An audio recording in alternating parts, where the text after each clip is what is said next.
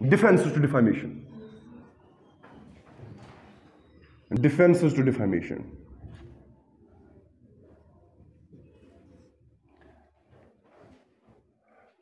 जब एक इंसान किसी की डिफेमेशन करता है, कुछ सिचुएशंस ऐसी होती हैं जहां पे उसने डिफेमेशन भी की होती है लेकिन उसकी liability arise.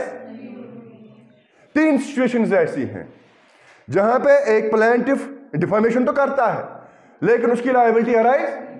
The number first defence is justification of truth. This the first defence available to him. किसके लिए अवेलेबल है? डिफेंडेंट के लिए। ठीक है, justification of truth. Number second is fair comment. Number third is privilege. इन 3 situations में defendant ने अगर डिफेमेशन की भी होगी लेकिन उसकी लायबिलिटी अराइज। सबसे पहला डिफेंस जो है that is justification of truth. ये याद रखो, truth of defamatory matter is complete defence. ये कंप्लीट डिफेंस होता है किसके लिए? डिफेंडेंट के लिए। आपको समझ में आ गया क्या कि अगर उसने डिफेमेशन की है लेकिन उसने जो कहा वो सच है। आपको समझ में आ गया? Justification of truth. आपको समझ में आ गया? अगर उसने किसी की डिफेमेशन की है लेकिन उसके जो डिफेमेटरी वर्ड जो है वो गलत नहीं है, वो झूठ नहीं है, वो सही है। आपको समझ में आ गया? ठीक है, मिसाल के तौर पर चोर को चोर कहने वाला डिफेमेशन उसको हम डिफेमेटर नहीं कह सकते।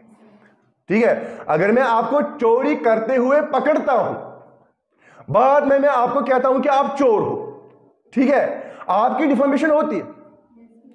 तीनों इंग्रेडिएंट जो है डिफेमेशन के वो फुलफिल होते हैं। पहला इंग्रेडिएंट ये फुलफिल होता है कि मेरा स्टेटमेंट जो है वो डिफेमेटरी है। आपको समझ में आ गया? ठीक है, डिफेमेटरी वो कैसे है?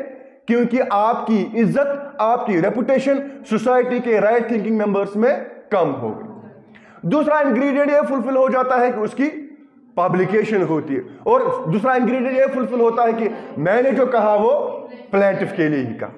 माई statement refers to the plaintiff. ये भी फुलफिल हो गया। तीसरा इंग्रेडिएंट ये फुलफिल हो गया कि इसकी पब्लिकेशन भी हुई। पब्लिकेशन कैसे हुई? कि मैंने आपको सबके सामने कहा कि आप चोर।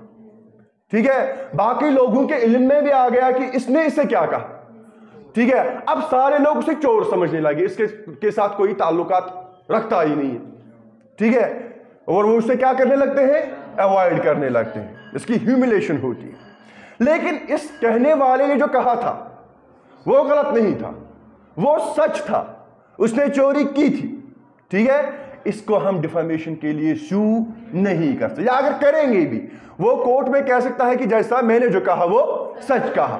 ठीक है, और उसके लिए वो एविडेंस भी पेश करेगा। देखिए मेरे फोन में वीडियो है, मैंने उसको चोरी करते करते हुए वीडियो उठाया, ये देखिए आप वीडियो। आपको समझ में आ गया? तो उस सूरत में उसकी लायबिलिटी अराइज नहीं होगी। अब इसके लिए रीजन क्या है? अगर एक इंसान दूसरे इंसान की डिफेमेशन तो करता है लेकिन वो जो कहता है वो सच कहता है, उसकी लायबिलिटी इस रीजन से अराइज नहीं होती है कि लॉ किसी भी इंसान को इस चीज की इजाजत नहीं देता है कि वो डैमेजेस रिकवर करे। डिफेमेशन में रेमेडी क्या है? Damages, compensation. लॉ किसी इंसान को इजाजत नहीं देता है कि वो कंपेंसेशन को रिकवर करे, डैमेजेस को रिकवर करे उस इंजुरी ऑफ कैरेक्टर के लिए। यहां पे इंजुरी किसको होती है? कैरेक्टर की।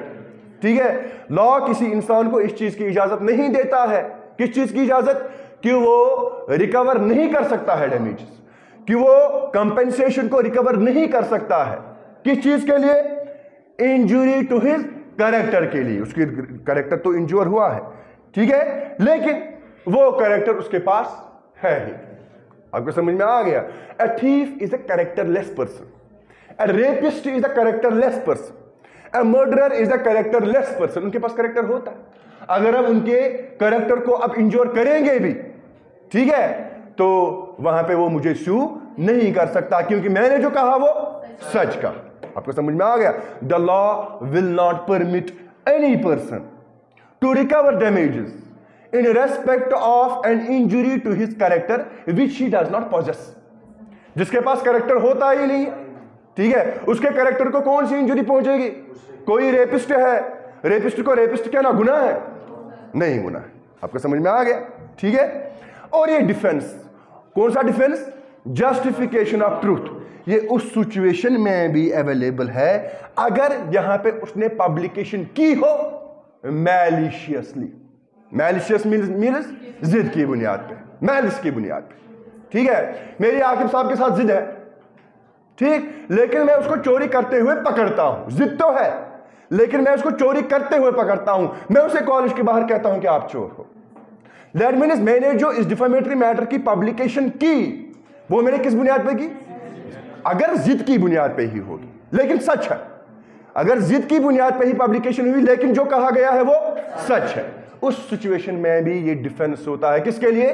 डिफेंडेंट के लिए। The defence is available in those cases also where the publication is made maliciously, अगर वो मैलिस की ही बुनियाद पे ही क्यों ना, ठीक है।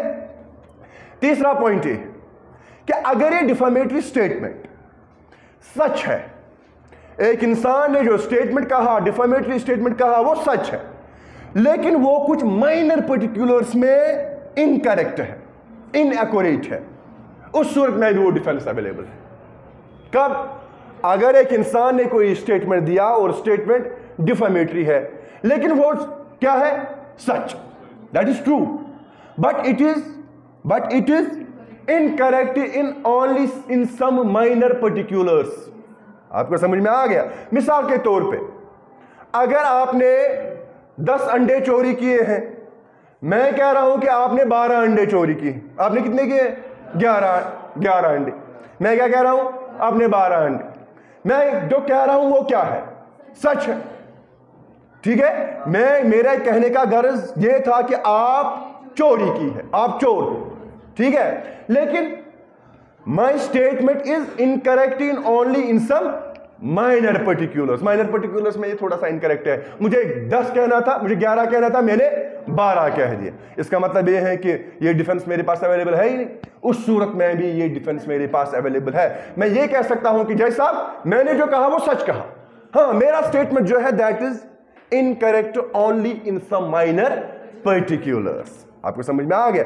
If the statement is substantially true but it is incorrect only in some minor particulars, the defence will still be available. Clear हुआ? एक केस अब मैं आपको बताऊंगा, Alexander versus North Eastern company. इस केस में क्या हुआ?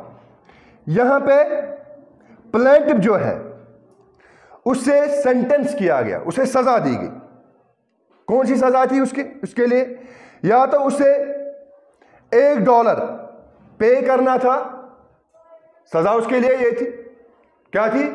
या तो उसे $1 पे करना था, या तो उसे 14 दिन के लिए जेल में जाना था, ठीक है। अगर वो $1 देता तो 14 दिन की इंप्रिजनमेंट उसे नहीं होती। ये 14 दिन की इंप्रिजनमेंट जो है that was an alternative punishment, ठीक है। अगर वो पे नहीं कर पाएगा तो उसको क्या करना था? 14 दिन की कैद उसे फेस करनी थी, ठीक है। किस चीज के लिए? क्योंकि वो ट्रेन में ट्रेवल कर रहा था विदाउट टिकट वो ट्रेन में ट्रेवल कर रहा था और कोर्ट में साबित हुआ कि उसने विदाउट टिकट ट्रेन में ट्रेवल किया। अब उसके लिए सजा क्या थी? या तो $1 या तो 14 दिन की इंप्रिजनमेंट। आपको समझ में आ गया? लेकिन 14 दिन की इंप्रिजनमेंट जो है that was an alternative imprisonment, that was an alternative sentence, ठीक है, that was an alternative punishment. अब डिफेंडेंट ने पब्लिश किया, डिफेंडेंट ने एक नोटिस पब्लिश की, उसमें उसने ये लिखा, उसमें उसने ये स्टेट किया कि प्लेंटिफ जो है उसे सजा दी गई। कौन सी सजा? या तो $1 या तो 3 हफ्ते। सजा क्या मिली थी उसे? या तो $1 या तो 14 दिन, यानी कि 2 हफ्ते। डिफेंडेंट ने क्या पब्लिश किया? इसे सजा दी गई या तो $1 या तो 3 हफ्ते। आपको समझ में आ गया? यहां पे डिफेंडेंट जो है उसने जो कहा था वो क्या है? दैट इज ट्रू, क्योंकि उसे सजा तो दी गई थी, इंप्रिजनमेंट तो दी गई थी, ठीक है। लेकिन डिफेंडेंट ने यहां पे जो लिखा था वो सच है, बट इट इज इनकरेक्ट। किसमें? माइनर पर्टिकुलर्स में। ठीक है, 2 हफ्ते लिखने थे, इसने क्या लिखा? 3 हफ्ते। ठीक है, इस सिचुएशन में भी ये डिफेंस डिफेंडेंट के लिए अवेलेबल है। डिफेंडेंट ये कह सकता है कि जैसा मैंने जो लिखा वो सच है, लेकिन मेरा स्टेटमेंट जो है that is incorrect only in some minor particulars. और अगर एक इंसान सच कहेगा बट लेकिन उसका स्टेटमेंट जो है that is inaccurate, that is incorrect only in some minor particulars, the defence will still be available for him. Clear हुआ? ठीक है, लेकिन यहां पे एक और बात, अगर डिफेंडेंट इस चीज को प्रूव करने में नाकाम रहा कोर्ट में कि मैंने जो बोला वो सच बोला, ठीक है, अगर उसने सच बोला होगा तो उसकी लायबिलिटी अवॉइड हो सकती है, लेकिन कोर्ट में उसे यह प्रूव करना पड़ेगा कि मैंने जो बोला वो सच बोला। अगर वो कोर्ट में ये प्रूव करने में नाकाम रहा कि मैंने जो बोला वो सच बोला, तो उस सूरत में वो डिफेंस उसके लिए अवेलेबल नहीं है। इसके रिलेटेड एक केस है that is Radheshyam Tiwari versus Eknath, वो पढ़ लेना। ठीक है, राधेश्याम तिवारी वर्सेस एकनाथ, ये इसी पॉइंट पे। किस पॉइंट पे? कि एक इंसान ने अपने डिफेंस में ये कहा था कि जैसा मैंने डिफेमेटरी स्टेटमेंट बोला, मैंने डिफेमेटरी स्टेटमेंट दिया, लेकिन मैंने जो बोला वो सच बोला था, लेकिन कोर्ट में वो प्रूव करने में नाकाम रहा। किस चीज को? इस स्टेटमेंट की सच्चाई को। ठीक है, तो कोर्ट ने कहा कि आप लायबल हो, यू आर लायबल फॉर, ये डिफेंस आपके लिए अवेलेबल नहीं है। आप ये नहीं कह सकते हैं कि मैंने जो कहा वो सच कहा, तो उस सूरत में उसकी लायबिलिटी अवॉइड नहीं हो सकती। ठीक है, दूसरा है commit, fear commit. This is the second defence.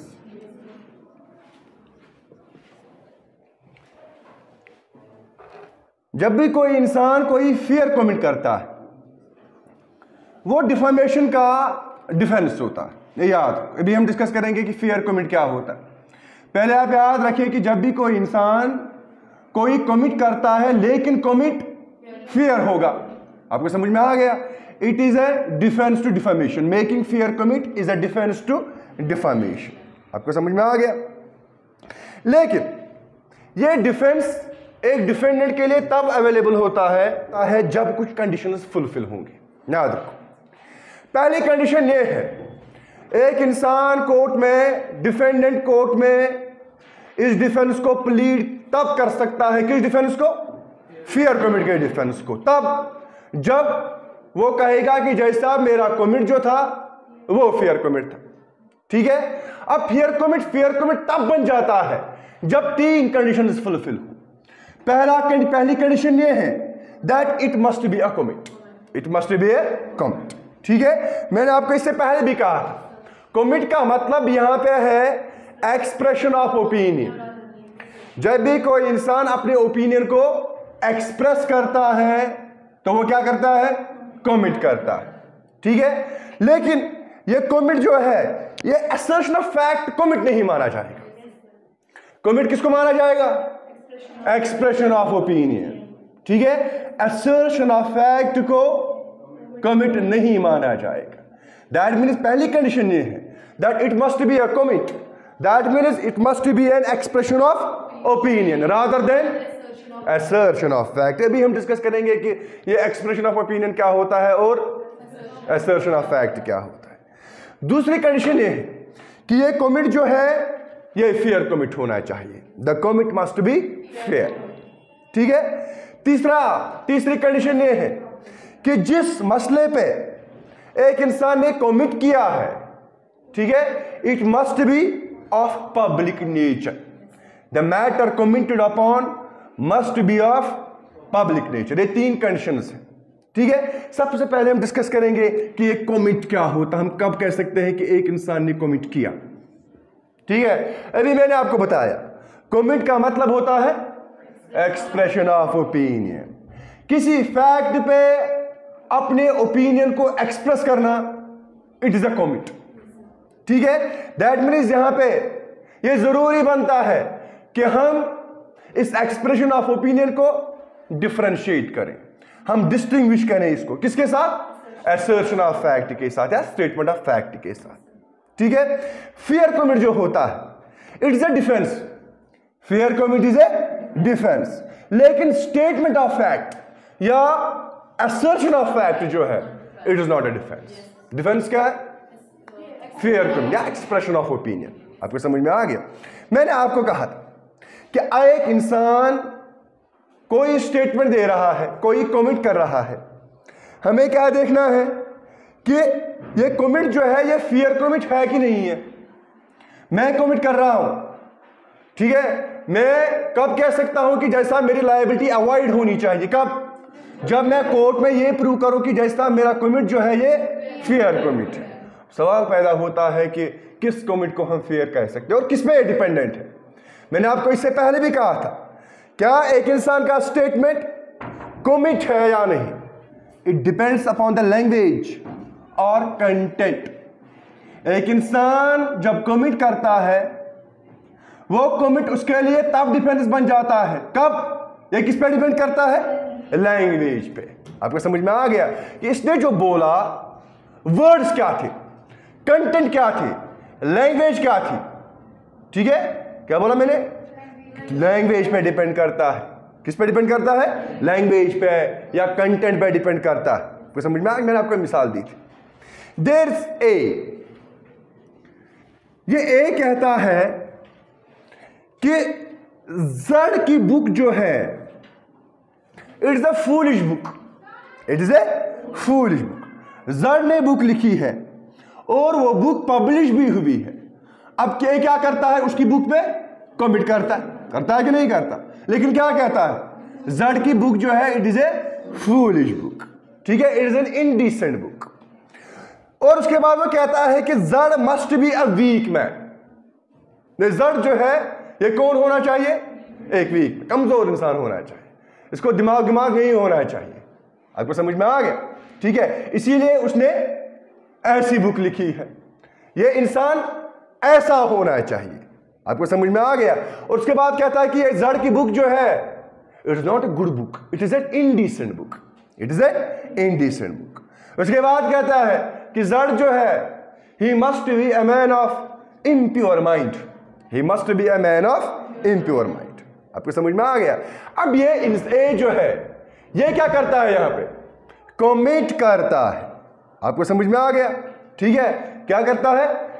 Comment करता है कि नहीं करता है? वो ऐसा होना चाहिए, जिसने ये बुक लिखी है वो ऐसा नहीं होना चाहिए। दैट मीन्स वो क्या करता है? वो अपने ओपिनियन को एक्सप्रेस करता है। आपको समझ में आ गया? और अगर उसने ये कमेंट गुड फेथ में किया हो तो उसकी लायबिलिटी यहां पे अवॉइड हो सकती है। It is not assertion of fact. वो किसी फैक्ट को असर्ट नहीं करता, वो जो कहता है, ठीक है, वो उसका अपना ओपिनियन है। अपने ओपिनियन को वो क्या करता है? एक्सप्रेस करता है। आपको समझ में आ गया? यहां पे उसकी लायबिलिटी अवॉइड हो सकती है। दूसरी सिचुएशन है कि अगर ए कहे कि मुझे कोई हैरानगी नहीं है, मुझे कोई ताज्जुब नहीं है कि जड़ की बुक जो है ये फूलिश बुक है। आपको समझ में आ गया? ठीक है, जिसने ये बुक लिखी है वो एक कमजोर इंसान है। वहां पे उसने क्या कहा था? हो सकता है जिसने वो बुक लिखी है वो क्या? वो एक he must be a man of impure mind. सुको शासन क्या? Man of impure mind. सुको शासन अ इनडिसेंट पर्सन। लेकिन यहां पे क्या कहता है? मुझे कोई हैरानगी नहीं है कि ये बुक जो है ये फूलिश बुक है और जिसने ये लिखी है वो एक गलत इंसान है। ही is a man of impure mind. वहां पे उसने क्या कहा था? He must be a man of impure mind. यहां पे क्या कहा? ही is a man of impure mind. यहां इसमें फर्क है। आपको समझ में आ गया? ठीक है, अब ए यहां पे ये जो कमिट करता है, ठीक है, it is not expression of opinion. It is not expression of opinion, it is assertion of fact. यहां पे वो एक फैक्ट को क्या करता है? असर्ट करता है। It is a statement of fact. वो किसी फैक्ट को स्टेट करता है। आपको समझ में आ गया? ठीक है, या वो एक फैक्ट को क्या करता है? असर्ट कर, अफर्म करता है। असर्ट भी कहते हैं, अफर्म भी कहते हैं। आपको समझ में आ गया? यहां पे वो ये नहीं कह सकता है कि जैसा मेरा कमिट जो है वो फेयर कमिट है। It is not a fair commit. आपको समझ में आ गया? फेयर कमिट कब होगा? वो जब उसका वो कमिट असर्शन ऑफ फैक्ट नहीं होता बल्कि एक्सप्रेशन ऑफ ओपिनियन होता। आपको समझ में आ गया? ठीक है, दिस इज फर्स्ट इंग्रेडिएंट। मैं आपको फिर से बताता हूं, फियर कमिट जो है ये एक डिफेंडेंट के लिए क्या होता है, डिफेंस होता है, लेकिन तब जब उसका वो कमिट फियर कमिट हो। और एक कमिट को हम फियर कमिट कब कह सकते हैं, when it is expression of opinion rather than assertion of fact। ठीक है, दूसरा इंग्रेडिएंट है the commit must be fair, the commit must be fair. एक कमिट फियर कब होता है, इससे पहले हमें समझना पड़ेगा कि हम कब कह सकते हैं कि एक इंसान का कमिट अनफेयर है। जब हम ये समझे कि एक इंसान का कमिट अनफेयर कब है, तभी हमें समझ आएगा कि एक इंसान का कमिट फेयर कब होगा। ठीक है, एक इंसान का कमिट अनफेयर कमिट तब माना जाएगा when it is based on untrue facts। A commit is said to be unfair when it is based on untrue facts। एक इंसान का कमिट अनफेयर तब माना जाता है जब उसकी बुनियाद गलत हो, झूठ पे हो। आपको समझ में आ गया? मिसाल के तो मैं आपको मिसाल दी थी, जब भी कोई फिल्म रिलीज होने वाली होती है, उससे पहले उस मूवी का ट्रेलर आता है। क्या आता है? ट्रेलर। आपको समझ में आ गया? ठीक है, अब एक मूवी का ट्रेलर आ गया, लेकिन वहां पे जो देखने वाले होते हैं उनको लगता है कि ये मूवी जो है ये एक इमोरल मूवी होनी चाहिए, ये गैर अखलाकी मूवी होनी चाहिए, या इसमें ऑब्सीनिटी होनी चाहिए। ऑब्सीनिटी आपने पढ़ा आईपीसी में, ठीक है। लेकिन ये जो मूवी है इसमें ऐसा कोई भी मसला है ही नहीं। आपको समझ में आ गया? इसमें ऑब्सीनिटी नहीं है, इसमें इमोरलिटी नहीं है। आपको समझ में आ गया? तो यहां पे एक इंसान कह सकता है, एक इंसान ये नहीं कह सकता है कि जैसा मेरा कमिट जो है वो फेयर कमिट है। आपको समझ में आ गया? ठीक है।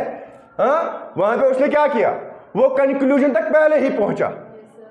जब उसने रिव्यू देखा, जब उसने ट्रेलर देखा, उसे क्या लगा, ये मूवी जो है इमोरलिटी पे उसकी बुनियाद होनी चाहिए, इसमें कुछ सीन्स ऐसे होने चाहिए जो ऑब्सीन हो, या उसमें अडल्ट्री दिखाई गई। आपको समझ में आ गया? लेकिन जब मूवी रिलीज होती है उसमें ऐसा कोई भी सीन नहीं है। आपको समझ में आ गया? तो यहां पे इंसान ये नहीं कह सकता, वो अपनी अर्जी में ये नहीं कह सकता है कि जैसा मेरा कमिट जो है वो फेयर कमिट है। Why? Because it is based on untrue facts. ये सच है ही नहीं। मैंने अभी आपको कहा, एक कमिट को हम अनफेयर तब कहते हैं जब उसकी बुनियाद अनट्रू फैक्ट्स पे हो। यहां पे क्या है? Untrue facts. ये सच है ही। आपको समझ में आ गया? इसी तरह से एक न्यूज़पेपर है, न्यूज़पेपर में क्या हुआ, there is publication of a statement of fact making serious allegations of dishonesty against the plaintiff. Newspaper में एक न्यूज़ आ गई और उसमें जो लिखा गया स्टेटमेंट, से हम स्टेटमेंट कहते हैं, ठीक है, वो पब्लिश भी हुआ। क्योंकि न्यूज़पेपर में आ गया, सिंपल सी बात है, वो क्या हो जाएगा, पब्लिश हो जाएगा। आपको समझ में आ गया?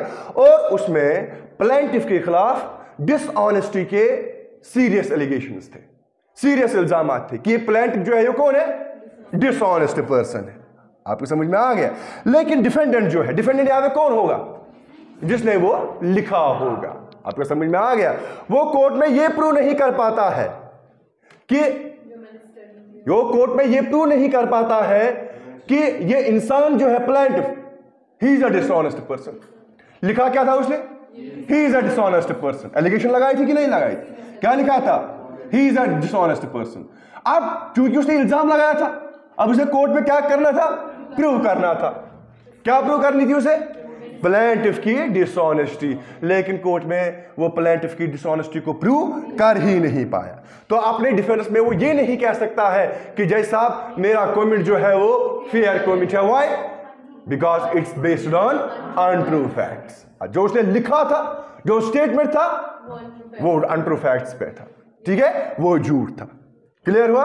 अब हम कब कह सकते हैं कि एक कमिट फेयर कमिट है? एक कमिट को हम फेयर कमिट तब कह सकते हैं जब उसकी बुनियाद सच हो, झूठ नहीं हो बल्कि सच हो। आपको समझ में आ गया? तीसरा, the matter commented upon must be of public interest. जिस इंसान पे एक इंसान ने, जिस मसले पे, जिस मैटर पे एक इंसान ने कमिट किया है, वो मसला किस पे होना चाहिए? Public interest. मैंने आपको कहा था administration of government departments, public companies, courts, ठीक है, कंडक्ट ऑफ पब्लिक मैन, ठीक है। पब्लिक मैन किनको कहते हैं? जो कोई भी काम करे वो किनके लिए होनी चाहिए? पब्लिक के लिए, ठीक है। फॉर एग्जाम्पल मिनिस्टर्स, मिनिस्टर्स का काम किनके लिए है? पब्लिक के लिए। आपको समझ में आ गया? इसी तरह से public institutions, pictures, theatres, text books, novels, ठीक है, इन सारी चीजें जो है इनको कंसिडर किया जाता है that these are the matters of public interest. Clear हुआ? ठीक है, ये तीनों इंग्रेडिएंट समझ में आ गए, ठीक है। नाउ तीसरा जो डिफेंस होता है एक डिफेंडेंट के लिए, दैट इज प्रिविलेज। जैसा कि हमने इससे पहले भी डिस्कस किया था, बहुत सारे ओकेजन्स ऐसे होते हैं जहां पे लॉ इस चीज को रिकॉग्नाइज करता है, ठीक है, कि एक इंसान का right to free speech outweigh करना चाहिए किसको? एक इंसान की राइट टू रेपुटेशन को, ठीक है। मैंने आपको इससे पहले भी कहा था, कुछ मौके ऐसे होते हैं, कुछ ओकेजन्स ऐसे होते हैं जहां पे पहले पायदान पे हमेशा एक इंसान का क्या रहता है? Right of free speech, freedom of speech, ठीक है। वहां पे उसकी इज्जत भी होती है, लेकिन इज्जत को वहां पे इतनी अहमियत नहीं दी जाती। एक इंसान का राइट टू रेपुटेशन जो होता है वो हमेशा दूसरे पायदान पे रहता है। दैट मीन्स यहां पे एक इंसान का फ्रीडम ऑफ स्पीच जो है वो आउटवे करता है। क्या करता है? आउटवे करता है किसको? राइट टू रेपुटेशन को। आपको समझ में आ गया? ठीक है। अब सवाल पैदा होता है कि अगर उन ओकेजन्स पे एक इंसान दूसरे इंसान की डिफेमेशन करेगा भी, ठीक है, एक इंसान दूसरे इंसान की रेपुटेशन को इंजोर करेगा, उसको डिफेम करेगा, ठीक है, लेकिन वहां पे उसने लॉ ने उसे क्या कहा है? You have a right to free speech, you have a right to free speech. वहां पे उसको आजादी है बोलने की, ठीक है, चाहे उसके बोलने से किसी को डिफेमेशन ही क्यों ना हो, उसके खिलाफ डिफेमेशन का केस नहीं हो सकता। आपको समझ में आ गया? ठीक है। अब ये डिफेमेटरी स्टेटमेंट जो है, अगर वो डिफेमेटरी स्टेटमेंट एक इंसान ने उस ओकेजन पे बताया हो, ठीक है, वहां पे वो एक्शनेबल नहीं बन जाता, ठीक है। लेकिन मैंने आपको कहा हर जगह पे नहीं, बल्कि कुछ ओकेजन्स पे, कुछ मौकों पे। आपको समझ में आ गया? मिसाल के तौर पे मैंने आपको कहा था पार्लियामेंट्री प्रिविलेज, कि पार्लियामेंट्री प्रोसीडिंग्स के दौरान अगर एक इंसान दूसरे इंसान को, एक पार्लियामेंटेरियन दूसरे पार्लियामेंटेरियन को डिफेमेशन भी करता है, उसकी रेपुटेशन को इंजर भी करता है, तब भी वो लायबल नहीं होता है। आपको समझ में आ गया? ठीक है। क्यों? क्योंकि वहां पे लॉ ने उसे क्या दिया है? Freedom of speech, right to free speech. वहां पे उसको बोलने की आजादी, और वहां पे वो उसका कॉन्स्टिट्यूशनल राइट है। मैंने आपको बताया था आर्टिकल 105 क्लास 2, पार्लियामेंट में अगर कोई भी पार्लियामेंटेरियन कोई ऐसी बात बोले जो डिफेमेटरी हो, ठीक है, वहां पे उसके खिलाफ स्यू नहीं किया जा सकता, ठीक है। इसी तरह से आर्टिकल 194 क्लास 2, ठीक है, असेंबली प्रोसीडिंग्स के दौरान, ठीक है। अब डिफेमेटरी स्टेटमेंट जो है, अगर एक इंसान उन ओकेजन्स पे डिफेमेटरी स्टेटमेंट देता है, इट इज नॉट एक्शनेबल।